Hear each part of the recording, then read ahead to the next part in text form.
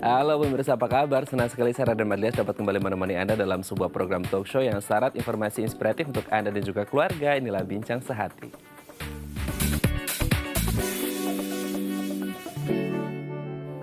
Ya pemirsa, perkembangan bayi yang baru lahir pasti beragam ya, baik bayi yang lahir secara normal maupun prematur. Seperti itu, perawatan bayi menjadi sangat penting karena bisa menjaga kesehatan bayi, apalagi bayi yang lahirnya prematur seperti itu. Beberapa gangguan kondisi kesehatan bayi yang baru lahir diantaranya adalah terkait alat indera, kemudian kemampuan bahasa, kognitif, psikomotorik, dan lain sebagainya. Oleh karena itu kita sebagai orang tua, apalagi yang baru melahirkan harus tahu nih cara merawat bayi yang benar. Nah, inilah topik yang akan kita bahas hari ini, yaitu perawatan bayi. Tapi kalau kita ngomong perawatan bayi, salah satu hal yang harus dilakukan ketika bayi lahir adalah vaksin. Nah, saat ini kita akan membahas terlebih dahulu nih beberapa vaksin yang katanya harus diberikan ketika bayi baru lahir. Kita lihat beberapa di antaranya ya. Yang pertama, nah ini dia, vaksin hepatitis B.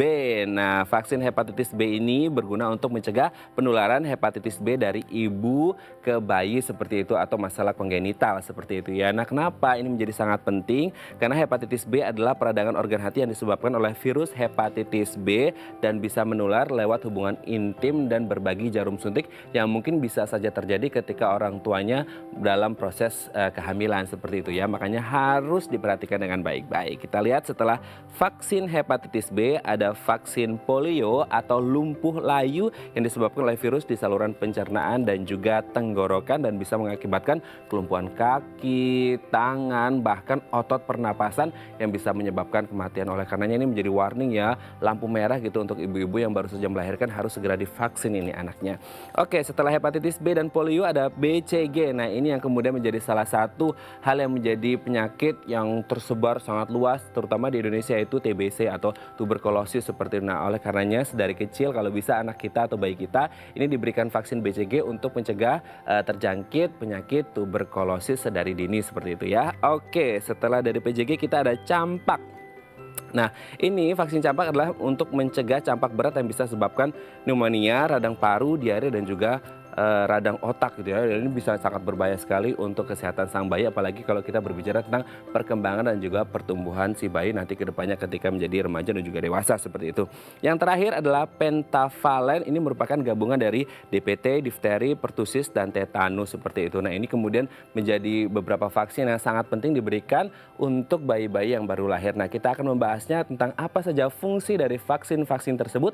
Tetap bersama kami di Bincang Sehati.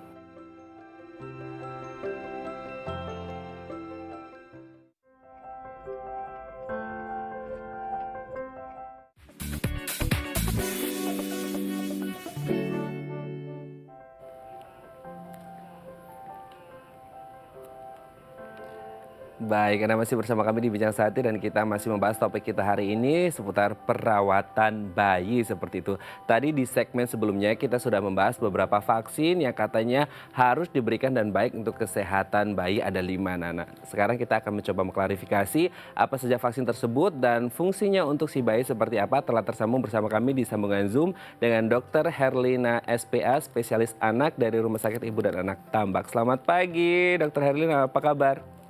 Selamat pagi, alhamdulillah baik. Alhamdulillah baik ya dok ya. Oke dok, hari ini kita akan membahas, kan tema kita hari ini perawatan bayi nih dok. Nah, sebelum kita membahas lebih mendalam nanti di segmen 3 dan seterusnya, kita akan membahas dulu nih beberapa vaksin yang katanya harus diberikan kepada bayi ketika baru lahir atau anak-anak seperti itu ya. Kita bahas beberapa di antaranya. Yang pertama adalah vaksin hepatitis B. Nah, sebenarnya kalau kita berbicara hepatitis B ini, vaksinnya fungsinya untuk apa, kapan diberikan, dan dampak atau pengaruh ke kesehatan si bayi seperti apa sih dok?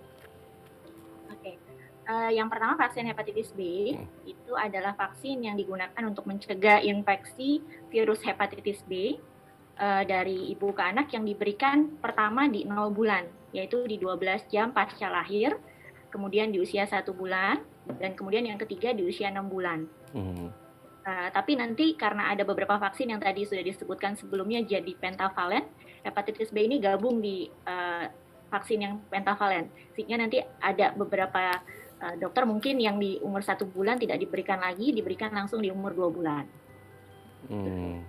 Oke, tapi biasanya kalau kita berbicara tentang vaksin hepatitis B dan risiko bayi untuk terkena hepatitis B itu seberapa besar sih dok? Apalagi kalau kita berbicara tentang kongenital ya, yang dari ibu yang memang punya riwayat hepatitis B dok.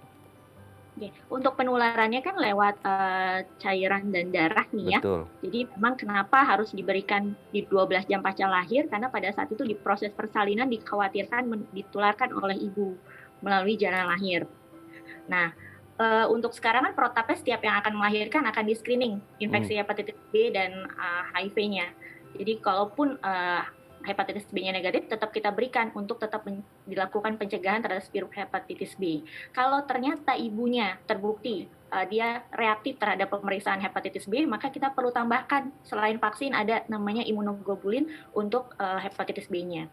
Oke, berarti ada tambahan imunoglobulin seperti itu ya dok ya? Ya, luar hepatitis B-nya. Tapi kalau dia ibunya non reaktif terhadap hepatitis B, cukup dengan vaksin hepatitis B di 12 jam pertama pasca lahir. Oke, di 12 jam pertama pasca lahir dengan vaksin hepatitis B ya. Oke dok, setelah hepatitis B kita lanjut ke vaksin yang kedua adalah vaksin polio. Nah ini seperti apa nih dok? Ini sepertinya banyak kemudian masalah-masalah kesehatan terkait polio. Ya, polio ini sempat beberapa kali muncul kembali wabahnya memang ya. Atau orang awam bilangnya adalah lumpuh layu ya. Tiba-tiba dia ada kelumpuhan. Kemudian pemberiannya polio ini sempat beberapa kali juga kita lakukan eradikasi polio namanya dengan program imunisasi nasional dengan PIN. Itu jenis vaksinnya adalah yang ditetes. Jadi tetes polio tujuannya untuk mencegah infeksi virus polio yang bisa menimbulkan kelumpuh atau lumpuh layu akut pada anak. Oke, berarti memang kalau ada masalah lumpuh layu atau polio ketika memang masih kecil diberikan vaksin, ini meminimalkan risiko terkena polio atau lumpuh layu seperti itu ya dok ya. Oke, kita lanjut ke ya vaksin yang ketiga, BCG. Nah ini kemudian yang sering kita lihat bahwasanya tuberkulosis menjadi salah satu penyakit yang mematikan tidak hanya di dunia tapi juga di Indonesia. Nah apakah ini juga menjadi salah satu vaksin yang penting untuk diberikan kepada bayi yang baru lahir dok? Untuk vaksin BCG kita berikan biasanya di range usianya 0 sampai 2 bulan. Diharapkan orang tua harus fix nih, tidak boleh lebih dari 2 bulan. Karena apa? Karena dikhawatirkan kalau dia lebih dari 2 bulan, dia takutnya sudah terpapar dengan inkubasi si bakteri tuberkulosis itu 3 sampai 12 minggu. Jadi kalau dia lebih dari 2 bulan, takutnya sudah terpapar kuman. Kalau divaksin malah dikhawatirkan malah membangkitkan penyakitnya. Jadi untuk BCG, orang tua harus benar-benar datang sebelum usia 2 bulan untuk mencegah infeksi Mycobacterium tuberculosis atau TBC ini. Oke dok, setelah BCG kita lanjut dok ke vaksin campak. Nah ini apakah juga menjadi salah satu vaksin yang penting dan harus diberikan kepada bayi?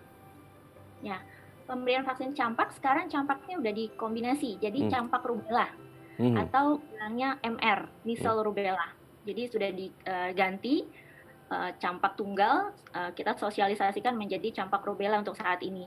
Ini diberikannya di usia 9 bulan, karena pada saat itu kadar antibodi campak yang didapat oleh si bayi dari ibu itu sudah mulai nurun.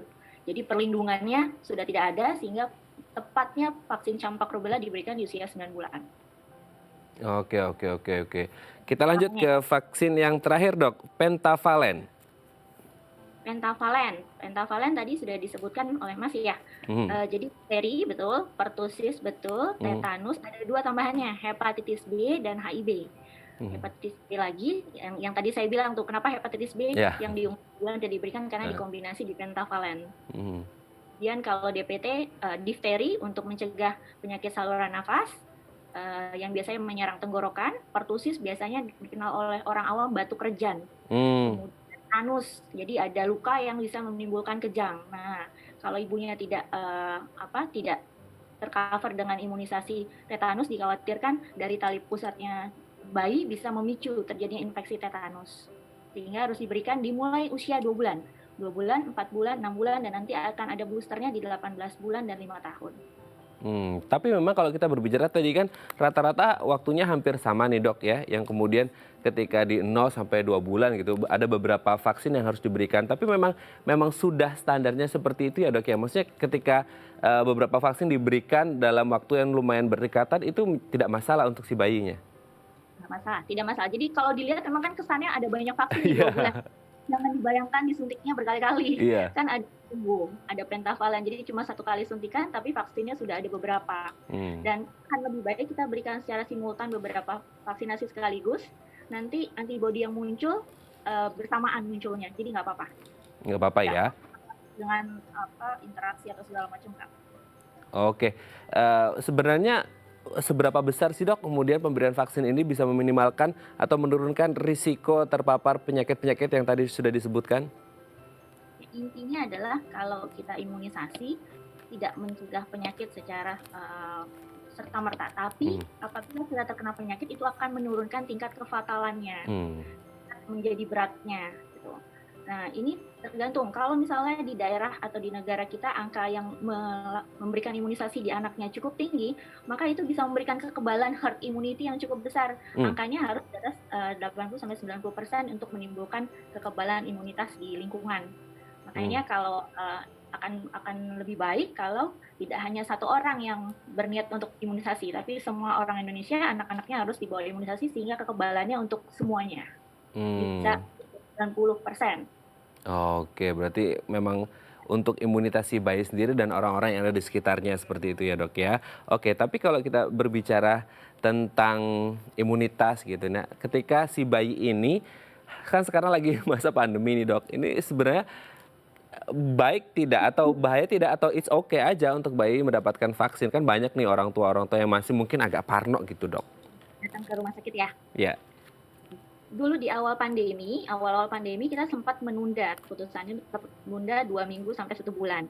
Tapi karena pandeminya tidak ada kejelasan berakhir, jadi dikhawatirkan si penyakit-penyakit yang tadinya sudah dicegah oleh imunisasi itu muncul kembali kalau orang tua parno untuk bawa anak ke imunisasi. Jadi tetap imunisasi sesuai jadwal. Rumah sakit sudah memisahkan wilayah untuk anak yang hanya untuk vaksin dengan anak-anak yang untuk berobat. Jadi resiko untuk penularan sangat kita pikirkan untuk diminimalisir. Oke, berarti memang sudah ada protokol-protokol khusus untuk kemudian menjaga supaya tempatnya tetap steril seperti itu ya dok ya. Oke, tapi kalau kita berbicara tentang penyakit vaksin ini sendiri dok, saya pernah dengar ada artikel menyatakan bahwasanya penyakit-penyakit yang ada vaksinnya adalah penyakit-penyakit yang berbahaya. Betul atau tidak itu dok? Kalau dibilang seperti itu tidak serta-merta kayak gitu ya. Misalnya HIV yang ditaruh kan sampai sekarang kan juga vaksinnya belum bisa ditemukan. Jadi intinya adalah penyakit-penyakit yang bisa dicegah dengan vaksin itu adalah dia bisa membangkitkan imunitas humoral di tubuh si anak, sehingga suatu waktu dia terpapar oleh virus atau bakteri itu dia bisa punya tentara khususnya untuk penyakit khusus tersebut. Nah, setiap penyakit maunya kita ada tentaranya masing-masing, ada vaksinnya terus. Tapi ada juga yang memang sampai sekarang masih terus digali kemungkinan vaksin untuk mencegahnya. Jadi tidak bisa disamaratakan yang berbahaya yang bisa dicegah oleh vaksin. Oke, baik. Itu tadi penjelasan seputar vaksin menjadi salah satu hal yang harus diperhatikan oleh ibu-ibu ketika baru saja melahirkan untuk kesehatan si bayi. Dan nanti di segmen selanjutnya dok, kita akan membahas lebih mendalam tentang bagaimana sih cara merawat bayi yang benar. Apalagi ibu-ibu yang baru pertama kali melahirkan dan punya anak pertama, mungkin ada hal-hal yang belum dipelajari gitu ya dok ya. Oke, pemirsa, bagi Anda yang memiliki pertanyaan, Anda bisa menghubungi kami di nomor 021 290 32644 atau DM Instagram kami di @bincang-sahat-tidak-tv. Kami akan segera kembali.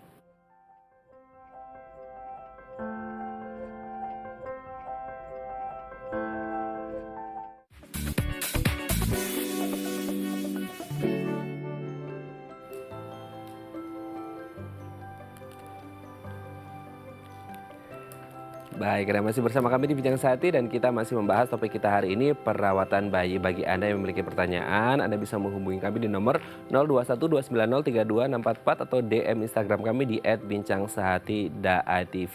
Masih bersama kita semuanya di sambungan Zoom Dr. Herlina SPA, spesialis anak dari Rumah Sakit Ibu dan Anak Tambak. Oke dok, kita lanjutkan kembali obrolan kita seputar perawatan bayi dok. Sebenarnya seberapa penting bagi ibu yang baru saja melahirkan, apalagi yang melahirkan baru pertama kali untuk tahu tentang tata cara merawat bayi yang baik dan benar seperti itu dok? Ya, kalau dibilang seberapa penting ya pasti penting ya. Karena kita harus menyiapkan diri menerima orang yang menerima bayi yang belum tahu apa-apa nih. Mereka Iya. masih beradaptasi dengan dunia luar. Biasanya ibu-ibu sekarang udah pinter-pinter ikut kursus sebelum melahirkan, mereka udah ikut tuh biasanya. Kursus prenatal misalnya. Jadi pada saat sebelum melahirkan mereka udah tahu ASI, gimana cara memberinya, gimana cara merawat tali pusat. Biasanya udah tahu secara mendasar, tapi begitu nanti datang bayinya ya bingung juga. A bit chaos juga ya. Ya, tapi tetap harus punya dasar dulu untuk tahu lah paling tidak pokok-pokoknya apa. Kalau ASI harus bagaimana, menyiapkannya itu gimana, terus merawat tali pusat gimana. Jadi nggak terlalu kaget. Mhm. Jadi cari info aja, banyak kok hampir di semua rumah sakit ibu dan anak misalnya, pasti punya program-program untuk persiapan melahirkan. Oke, pasti ada ya. Tapi sebenarnya kalau kita berbicara tentang persiapan kan sekarang memang tadi kan dokter bilang sudah banyak ibu-ibu hamil atau ibu yang baru melahirkan yang sudah banyak informasi entah itu dari artikel, internet ataupun kemudian ikut kursus-kursus seperti itu. Tapi sebenarnya detail-detail apa saja sih dok yang harus dipersiapkan oleh ibu-ibu untuk kemudian tahu tata cara merawat bayi yang baik dan benar? Satu, kita lihat dulu, bayi biasanya periode terpenting atau yang terriskinya itu 1 bulan pertama. Bulan pertama dia harus tahu bagaimana, dari mulai simpel-simpel bagaimana cara menggendong bayi misalnya, cara merawat tali pusatnya sampai akhirnya puput. Yang kedua, yang tak kalah penting pasti memberikan nutrisi buat bayinya. Setelah memberikan nutrisi yang paling penting ASI. Kemudian setelah memberikan nutrisi, dievaluasi nutrisinya itu berdampak baik, artinya meningkatkan berat badannya cukup baik atau tidak. Jadi dievaluasi supaya anaknya nggak mengalami periode gagal tumbuh nantinya. Itu 4 pokok itu sih sebenarnya. Satu lagi tambahannya adalah mengenal tanda bahaya di bayinya. Apa itu? Nanti di terakhir kayaknya ada. Oke. Oke, mengenal tanda bahaya juga menjadi salah satu hal yang penting ya dok ya. Oke, tapi kalau kita berbicara tentang kesehatan bayi sendiri kan memang agak ringkih gitu ya dok ya. Agak faktor risikonya lumayan besar juga karena memang baru lahir banget gitu kan. Nah kalau berbicara tentang gangguan-gangguan entah itu pertumbuhan atau gangguan perkembangan gitu. Yang biasa terjadi di gangguan pertumbuhan ataupun gangguan perkembangan bayi ini apa sih dok yang sering terjadi? Gangguan pertumbuhan itu kan berarti pertambahan ukuran fisiknya ya. Biasanya nih tadi yang saya bilang kalau ibunya memberikan nutrisinya tidak adekuat, kenaikan berat badannya di 1 bulan pertama itu tidak akan mencapai target dengan baik. Itu yang paling nyata biasanya. Yang paling sering nanti datang umur sebulan, anaknya yang tadinya 3 kilo nggak naik jadi 4 kilo malah turun misalnya. Itu yang paling sering ditemukan. Jadi tidak ada kenaikan berat badan yang adekuat di 1 bulan pertama. Masalah pertumbuhan. Kalau masalah perkembangan, bayi 0-1 bulan kan biasanya belum banyak perkembangan fisik bermakna ya. Paling 1 bulan tuh perkembangannya apa, dia mulai bisa menatap ibunya, itu belum banyak yang bisa kita perhatikan di 1 bulan pertama. Tapi nanti bulan per bulan biasanya setiap mereka datang imunisasi ke dokter anak, biasanya dokter anak sekalian cek perkembangannya. Atau di masa pandemi kalau misalnya takut nih, bisa dievaluasi di buku KMS-nya masing-masing. Oh anak saya umur 0-1 bulan, dia harusnya bisa apa ya? Oh bisa natap ibunya, oh berarti saya harus stimulasi nih, diajak ngomong misalnya. 2-3 bulan dia udah bisa miring-miring, stimulasi dengan miringkan, dengan tengkurapan di rumah, kayak gitu. Oke, berarti kan yang paling terlihat adalah pertumbuhannya gitu. Kalau tadi dokter menyebut adalah dari berat badan atau panjang si bayi. Nah sebenarnya mungkin juga banyak orang yang bertanya-tanya di luar sana, berat atau panjang bayi yang ideal itu apakah ada aturan khusus, ada ukurannya khusus, atau sebenarnya bisa disesuaikan dengan kondisi si orang tua. Misal orang tua memang ibunya atau ayahnya ini kurus, berarti nanti bayinya tidak akan terlalu gemuk, atau ketika orang tuanya agak berisi gitu ya, bayinya juga akan berisi, atau seperti apa dok? Ya, berat normal bayi itu minimal 2.500, itu kita bilang beratnya cukup baik ya di bayi cukup bulan minimal sekali 2.500. Kurang dari itu kita udah bilang bayinya berat lahir rendah namanya. Berarti ada masalah. Kalau bayinya sehat biasanya minimal 2.500. Nanti kenaikannya sekalipun bapak ibunya kurus secara genetik, kita tetap harus berpedoman sama kurva. Jadi kita selalu plot pertumbuhan berat badan, tinggi badan, lingkar kepala, 3 poin itu selalu diplot di KMS-nya. Nah, yang normal adalah 3 bulan pertama itu perkembangan pesat bayi. Dia harus naik minimal 700 lah, secara kasar 700 gram per bulan. Kalau bagus sekali dia harus bisa naik 1 kilo sebenarnya, tapi biasanya 700 aja udah oke. 3 bulan pertama kayak gitu. Patokan kasar ya, 700 sampai tadi 1 kilo atau sekitar 20 sampai 30 gram per hari. Nanti di 4 sampai 6 bulan mulai berkurang. Targetnya tidak sampai di 700.000. Biasanya lebih kurang 400 sampai 600 gram per bulan. Nanti berikutnya ada lagi kayak gitu. Jadi ada patokannya, sekalipun bapak ibunya kurus, patokan ini tetap harus ngikutin grafik yang sudah dibuat. Oke, tapi kalau kita berbicara tentang faktor dominan nih dok, sebenarnya faktor dominan apa sih yang paling sering menjadi faktor risiko utama terjadi gangguan pada bayi dok? Gangguan apa nih? Pertumbuhan atau perkembangan? Iya. Pertumbuhan. Iya. Pertumbuhan tuh yang paling sering ya tadi saya bilang. Jadi ada sekarang istilahnya weight faltering, jadi kenaikan berat badan yang tidak adekuat. Biasanya ibu-ibu tidak bisa, ada beberapa ibu-ibu yang tidak bisa memantau dengan baik anaknya ternyata ASI-nya cukup atau tidak ya. Nah ini kan sebenarnya diajarkan oleh dokternya begitu dia pulang rumah sakit, diajarkan, Bu, tanda-tanda cukup ASI ini loh. Tanda paling nyata naik berat badan yang tadi saya bilang per hari 20 sampai 30 gram. Tapi bukan berarti harus parno juga tiap hari harus ditimbang harus gitu ya. Artinya stres turun. Pokoknya biasanya saya nganjurin minimal 3 hari sekali lihat berat badannya, ada kenaikan yang bermakna atau tidak. Kalau tidak ada kenaikan berat badan dalam 2 minggu, 2 minggu tuh dia akan balik ke berat badan lahir. Misalnya taruh dia lahir 2,5 kilo ya, 2 kilo, atau 3 kilo deh, yang lebih bagus 3 kilo, dia pulang dari rumah sakit misalnya turun jadi 2,7 atau 2,9. Dalam 2 minggu dia harus balik ke 3 kilo. Kalau dalam 2 minggu dia belum balik ke berat badan lahir, berarti ada sesuatu. Apakah ASI yang diberikan belum adekuat, belum cukup. Nah, evaluasi lagi ibunya. Itu yang harus sering dilakukan oleh ibu-ibu yang baru melahirkan. Kadang kalau sampai 1 bulan akhirnya berat badannya nggak naik, bahkan sampai turun. Nah, ini jadinya agak PR nanti membenarkannya. Jadi agak berat seperti itu ya. Oke, tapi kalau berbicara tentang gangguan-gangguan ini dok, sebenarnya dari usia berapa sih atau usia berapa hari si bayi ini bisa dideteksi kalau terjadi gangguan kesehatan dengan si bayi? Apakah pas baru banget lahir itu juga bisa langsung terdeteksi dok? Bayi baru lahir biasanya kita akan observasi dalam 6 jam pertama pasca lahir. Ada kelainan-kelainan yang mungkin belum muncul di 6 jam pasca lahir. Begitu di 6 jam, biasanya kalau ada infeksi nih misalnya yang didapat dari ibu ke anak, ke bayinya, ini bisa mulai terlihat di 0 jam pertama atau 6 jam setelah lahir. Jadi tidak harus langsung serta-merta lahir langsung kelihatan tuh enggak, kecuali kelainan kongenital ya, artinya kelainan anatomi nih. Kalau kelainannya bukan cuma kelainan misalnya infeksi, anaknya jadi bayinya malas netek, kemudian jadi ada demam, biasanya itu menunggu proses adaptasi yang 6 jam pertama tuh baru bisa terlihat. Pada saat kita amati dulu di ruang bayi, itu bisa terlihat di 6 jam pertama. Atau dilepas 6 jam pertama ada juga yang baru terlihat di usia di atas 1 hari juga bisa. Oke, kurang lebih di 6 jam pertama seperti itu ya dok ya. Tapi sebenarnya tapi sebenarnya dari masa kehamilan si ibu ini sendiri sebenarnya bisa tidak sih dok dideteksi ada sesuatu yang terjadi pada bayinya gitu di janinnya? Biasanya kalau yang terdeteksi melalui USG ya misalnya, itu adalah kelainan-kelainan kongenital atau kelainan bawaan-bawaan yang bersifat mayor. Artinya atau cukup signifikan, misalnya kelainan jantung memang terlihat ada defeknya pada pemeriksaan sekarang. USG-nya namanya USG detail scan, jadi bisa melihat kelainan anatomi yang terjadi sejak usia kandungan dini. Usia 11 sampai 24 minggu udah bisa dideteksi. Tapi ada juga kelainan yang belum bisa terdeteksi pada saat USG kehamilan.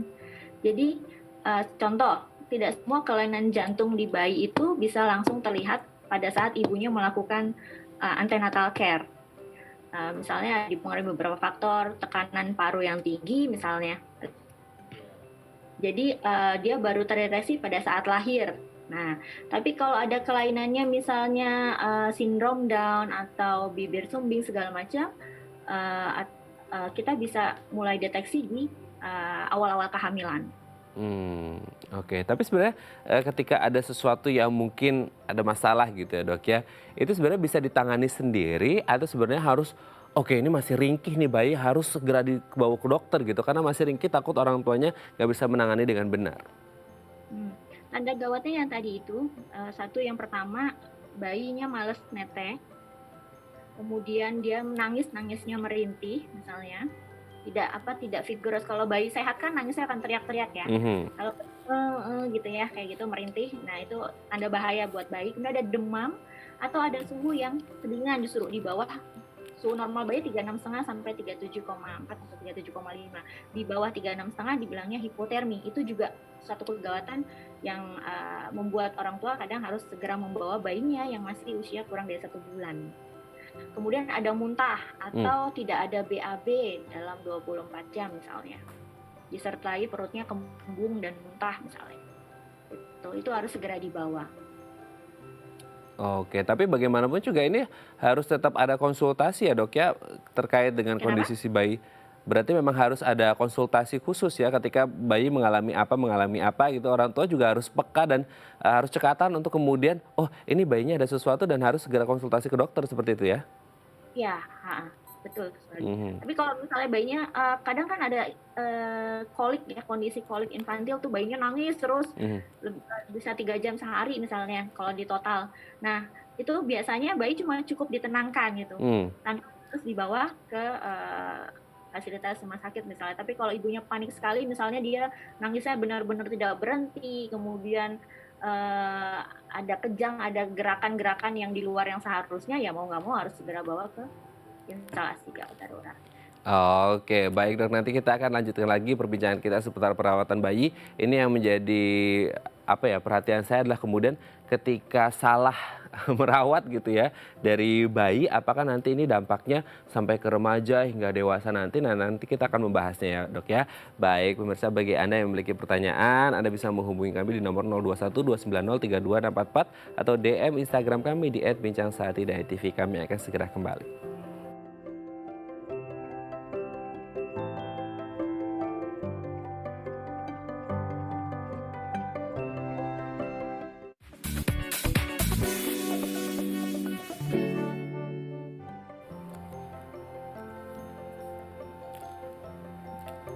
Baik, Anda masih bersama kami di Bincang Saati dan kita masih membahas topik kita hari ini perawatan bayi. Bagi Anda yang memiliki pertanyaan, Anda bisa menghubungi kami di nomor 0212903244 atau DM Instagram kami di @bincangsaati.tv. Kita lanjutkan lagi perbincangan dengan Dr. Herlina SPA, spesialis anak dari Rumah Sakit Ibu dan Anak Tambak.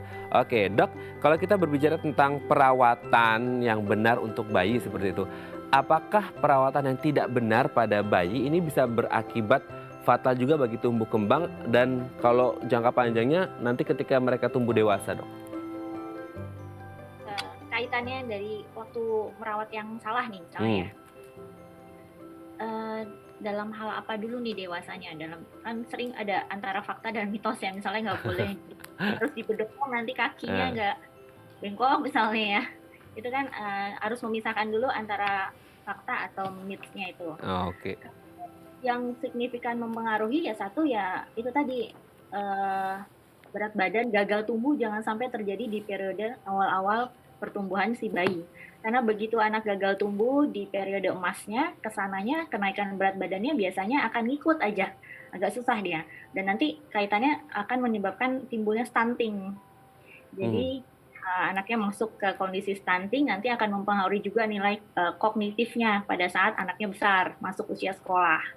Jadi pertumbuhan berat badan, panjang badan, sama lingkar kepala tuh harus selalu dipantau di periode-periode awal emas si bayinya.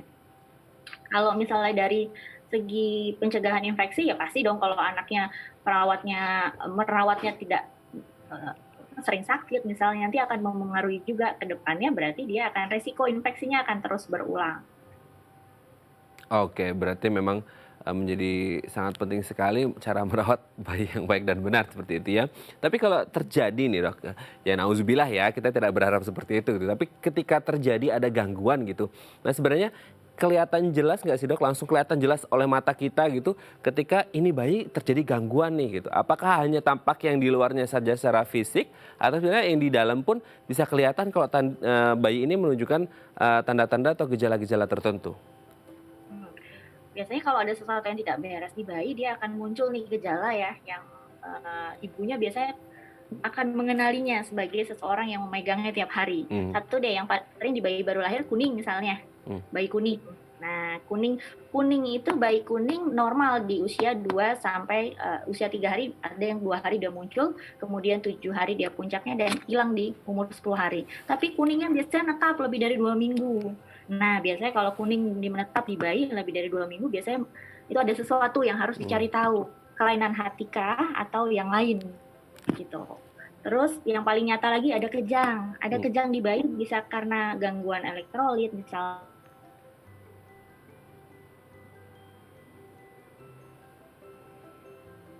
Oke, kita akan coba menghubungi kembali Dokter Herlina SPA dari Rumah Sakit Ibu dan Anak. Tampak sepertinya kita ada gangguan sinyal.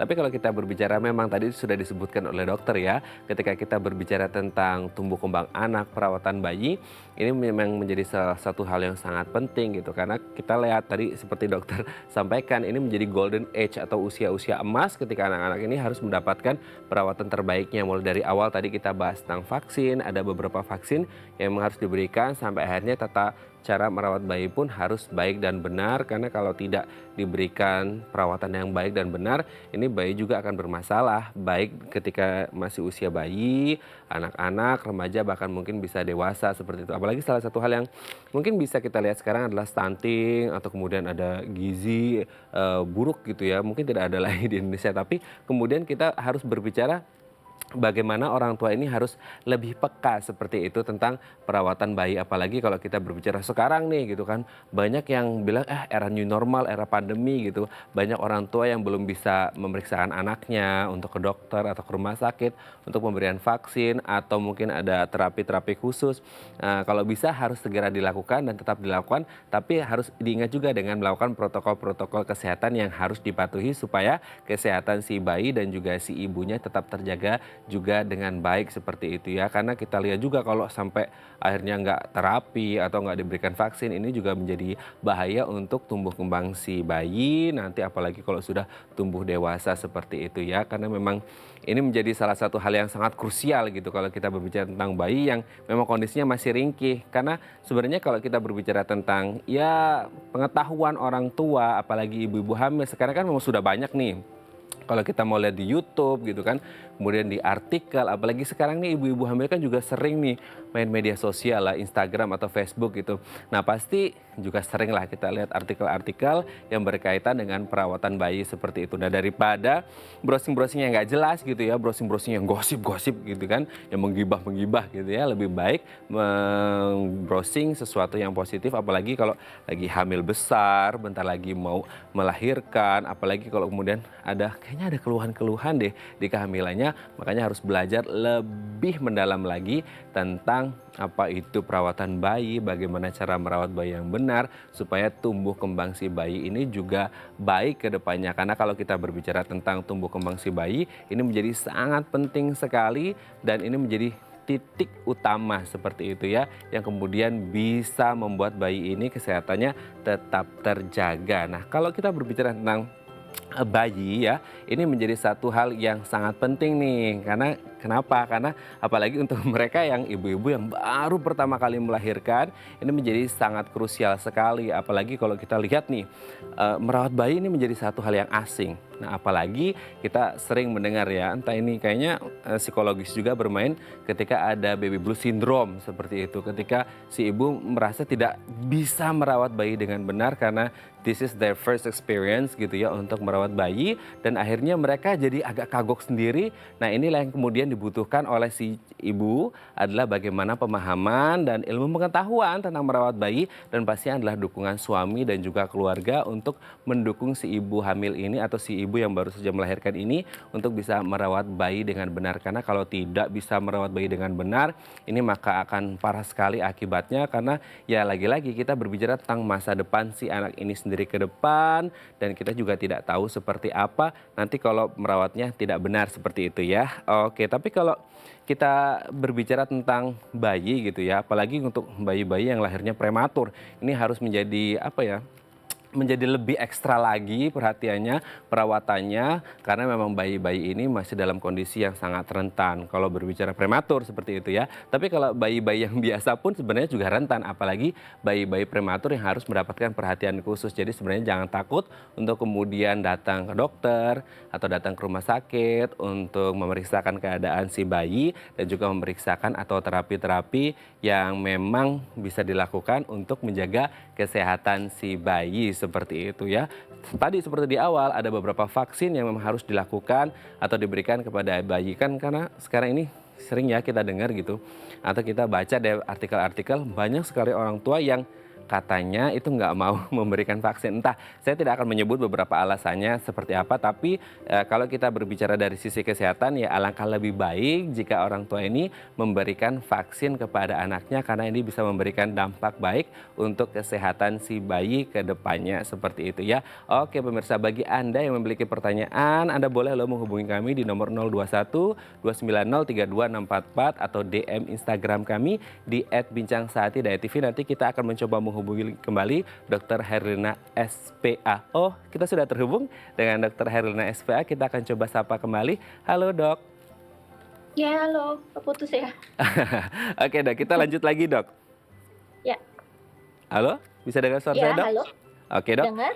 Oke, kita akan coba baca DM Instagram yang baru masuk dok. Oke. Oke, kita baca dulu. Ini dari @indah_setiawati. Dok, saya punya bayi umur 7 bulan. Sekarang lagi sakit mata. Ini kira-kira penyebabnya apa ya? Dan cara mengobatinya seperti apa? Ini Bu Indah punya bayi umur 7 bulan dok. Lagi sakit mata. Ini kira-kira penyebabnya apa dan cara mengobatinya gimana ya dok ya? Umur berapa sih 7 bulan ya? Hmm. Ya saya harus ditanya lagi tuh, sakitnya kayak gimana? Cuma merah aja atau ada sekretnya? Penyebabnya bisa dua, bisa virus, bisa bakteri. Tapi biasanya kalau virus, biasanya dia lebih cenderung merah aja dan sekretnya biasanya dikit minimal. Tapi kalau itu yang bakteri, biasanya belekannya banyak sekali. Nah, lebih baik sih kalau untuk bayi di bawah 1 tahun, saya anjurkan untuk berkonsultasi, entah itu menanyakan dokter anak yang biasanya atau datang ke rumah sakit. Karena kalau kita kasih salah memberikan tetes mata, yang harusnya dia penyebabnya bakteri dan virus, biasanya beda tuh pemilihan tetes matanya. Ada komponen steroidnya biasanya kita nggak boleh kasih di konjungtivitis atau infeksi mata yang penyebabnya bakteri. Dikhawatirkan nanti sekretnya akan lebih banyak. Jadi harus dilihat sih, difotokan seperti apa. Kalau cuma merah, biasanya merah berair, biasanya virus ya. Lihat ada gejala batuk pilek juga nggak, biasanya suka menyertai. Tapi kalau murni sakit mata yang cuma merah kemudian ada nanahnya, biasanya lebih ke arah bakteri, itu lebih harus segera dibawa sih. Oke, berarti memang harus difotokan dulu untuk melihat kondisi. Betul. Ya, untuk Jenisnya melihat. yang mana? Oke, untuk melihat kondisi si bayi seperti apa, supaya dokter juga sudah tahu gitu ya untuk apa yang harus dilakukan kepada si bayi. Tapi intinya mungkin ada infeksi atau kuman atau bakteri yang masuk ke mata si bayi dan bisa diberikan obat tetes. Itu sebenarnya aman nggak sih dok untuk memberikan obat tetes? Boleh saja kalau sesuai indikasi. Biasanya kalau masih bayi kita lebih pilih ke yang salep ya, salep mata ya. Karena lebih gampang dibanding meneteskan misalnya. Tapi kalau misalnya anaknya udah lebih besar, biasanya tetes mata akan lebih nyaman buat anaknya. Oke, baik. Ini semoga bisa menjawab pertanyaan dari Bu Indah tadi ya, yang anaknya sedang sakit mata. Semoga cepat sembuh ya Bu Indah ya. Baik, terima kasih Bu Indah. Oke, kita kembali lagi ke dokter. Dok, ini kan masa pandemi COVID-19, di mana banyak sekali batasan-batasan, ada physical distancing, social distancing seperti itu. Tapi tadi kan dokter sebenarnya sudah mengatakan bahwa kalau anak-anak mau vaksin atau terapi ini masih oke, karena ada protokol-protokol khusus dibedakan antara pengobatan dan juga vaksin ataupun terapi seperti itu. Nah, sebenarnya ada beda nggak sih dok untuk kemudian merawat bayi yang baik dan benar selama masa pandemi ini dibandingkan dengan dulu-dulu sebelum masa pandemi? Sebenarnya secara prinsip sama aja ya, karena bayi itu manusia yang baru lahir di dunia yang dia cukup rentan, daya tahan tubuhnya belum terbentuk dengan sempurna. Jadi satu, higienitas harus benar-benar dikedepankan. Jadi cuci tangan tuh protapnya dari dulu sebenarnya mau pandemi COVID atau atau tidak enggak? itu tetap harus dijalankan. Pas era pandemi berarti lebih double dijalankannya ya, harus benar-benar cuci tangan segala macam sebelum menyentuh bayi misalnya. Kemudian misalnya dia ada di keluarga yang cukup berisiko, berarti jaga jarak, penggunaan masker buat orang dewasa ke bayinya itu harus diperhatikan. Gitu. Oke, nah berarti kan memang ada protokol-protokol khusus yang harus diberlakukan seperti itu. Tapi kalau berbicara dari internal si ibunya sendiri, Dok, ketika ada gangguan kesehatan sama si ibu, ini bisa pengaruh nggak sih, Dok, ke kesehatan si bayi ini juga? Kalau ibunya sakit maksudnya ya? Ya. Kalau ibunya sakit ya pasti bisa memengaruhi bayinya. Tapi ASI tetap kita berikan, tapi ibunya harus memakai masker dan ibunya rajin cuci tangan sebelum menyentuh bayinya. Tapi ASINya tetap boleh lanjut, go on aja, nggak apa-apa. Oh, Kecuali oke. ada penyakit-penyakit tertentu memang yang mutlak tidak bisa memberikan ASI, ya itu harus kita pikirkan pengganti lainnya. Tapi kalau misalnya ibunya demam atau batuk pilek, dia tetap boleh menyusui, tapi menggunakan masker. Oke, baik Dok. Nanti kita di segmen selanjutnya akan melanjutkan bagaimana sih tips untuk merawat bayi dengan benar. Bagi Anda pemirsa yang memiliki pertanyaan, Anda bisa menghubungi kami di nomor 021 290 32644 atau DM Instagram kami di @bincangsahatidayat.tv. Kami akan segera kembali.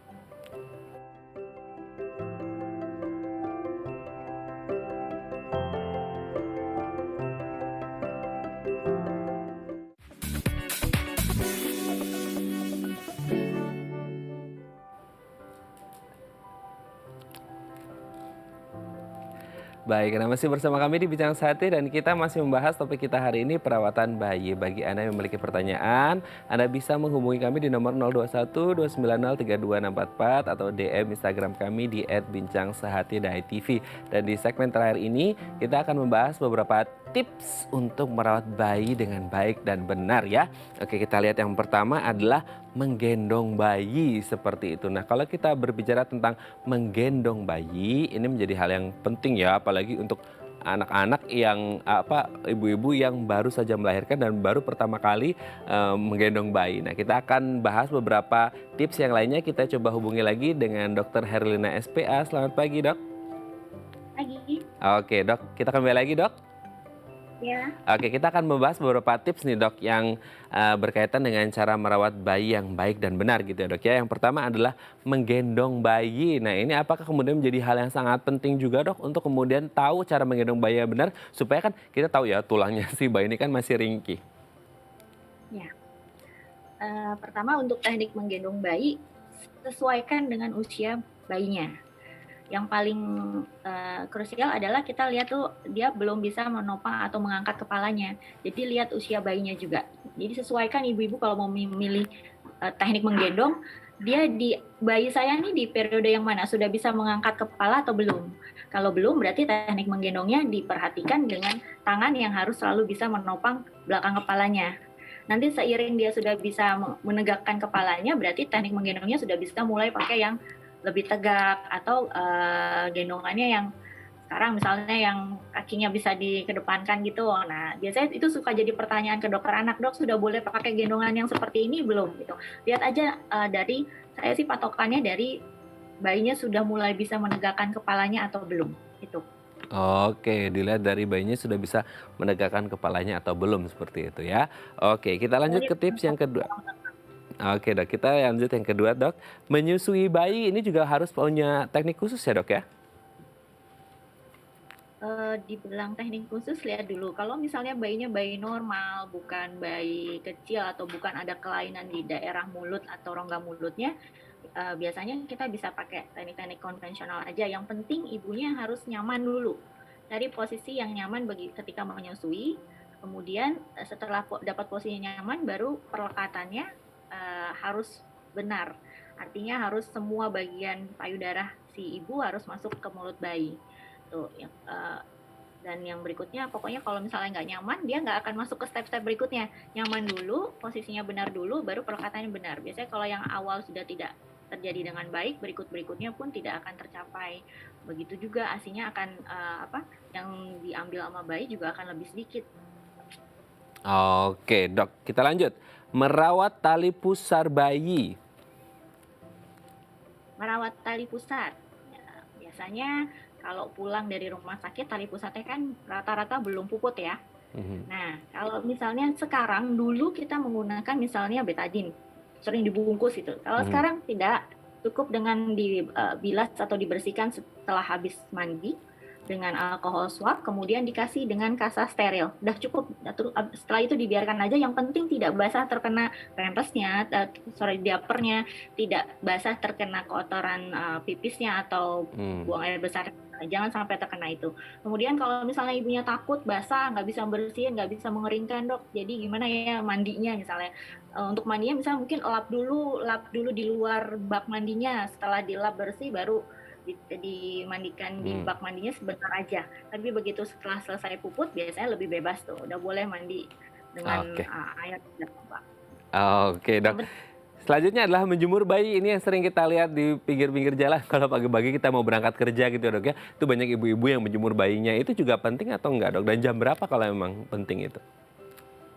Menjemur bayi intinya kadang ada anggapan yang salah, menjemur biar tidak kuning. Sebenarnya itu salah, kurang tepat ya alasannya. Sebenarnya menjemur bayi itu adalah untuk mendapatkan vitamin D-nya aja. Nah, berarti kan kita cari waktu-waktu yang tepat untuk mendapatkan apa yang kita mau itu. Biasanya tidak terlalu pagi juga dan tidak terlalu siang. Itu harus tergantung dengan kondisi lingkungannya juga, kondisi cuacanya. Kalau misalnya jam matahari sudah muncul boleh, kemudian tidak lebih dari jam 9 biasanya, tidak lebih dari 30 menit. Oke. Yang terakhir, Dok, mengganti popok. Bagaimana ini? Mengganti dia apa? Ya. Saya sangat menyarankan di 1 bulan pertama itu adalah lebih sering. Kenapa lebih sering? Karena salah satu mengganti popok lebih sering tiap 2-3 jam maksimal, itu bisa untuk memantau tanda kecukupan minumnya si bayi. Jadi kalau dia begitu kita cek 2-3 jam udah ada buang air kecilnya, berarti dia minumnya cukup. Jadi di 1 bulan pertama maksimal sekali untuk mengganti popok tuh 3 jam, nggak boleh lebih dari itu. Jadi jangan terlalu lama. Itu juga membantu mamahnya untuk mengetahui anak saya minumnya udah cukup atau belum. Oke, baik. Terima kasih Dr. Herlina SPA, spesialis anak dari Rumah Sakit Ibu dan Anak Tambak sudah berbagi informasi bagaimana cara merawat bayi yang baik dan benar. Dan ini pengetahuan untuk kita bersama, khususnya untuk Anda yang baru saja melahirkan. Terima kasih Dr. Herlina. Sehat-sehat terus dan salam untuk keluarga. Baik pemirsa, bagi Anda yang memiliki kritik dan saran, Anda bisa menghubungi kami di nomor 0889 8100 5000 atau Anda bisa follow media sosial kami di @bincangsehati.id. Saya Rada Madlias pamit, sampai jumpa dan selamat beraktivitas.